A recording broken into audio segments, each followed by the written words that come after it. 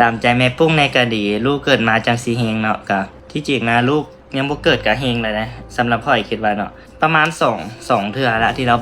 บอกเลขแต่ว่าพ่อยกับเราหั่นนะเป็นคนที่บ่มักซื้อเลขหั่นนะมื้อนึงเรานอนน้ำกันอยู่ดีนะแล้วตื่นขึ้นมาแบบ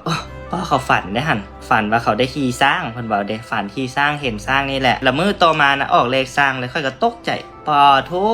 แต่ว่าตอนระหว่างที่ว่าล้มกันกับเราหั่นนะค่อยก็เว้าได้ค่อยก็ล้มกันกับเราได้ว่าคนฝันเห็นสร้างเนี่ยนะมักจะมีโชคเนาะจะมีโชคก้อนใหญ่มีหยังก็บ่ฮู้แต่ค่อยก็บ่ได้มักซื้อเลขหั่นนะมื้อต่อมาก็ออกเลขสร้างหั่นแล้ววันนี้เทื่อที่2ก็คือเราหั่นนะฝันเห็นแม่ตู้แล้วเนาะฝันเห็นแม่ตู้เราว่าแม่ตู้ปิ้งปลาให้กินเอาปลาตัวใหญ่มาให้กินน่าจะประมาณทิศก้อนนี่แหละอันนี้ทิศก้อนมันๆมาเลยคนกระถึกเลขปลาหลายอยู่ได้แล้วฝันว่าแม่ตู้เอาปลามาให้แล้วก็ปิ้งปลาให้เรากินหั่นนะเราตื่นมาแล้วก็เว้าให้ค่อยฟังแล้วเราก็ให้แบบเราคิดฮอดแม่ตู้หั่นนะหั่นแหละค่อยก็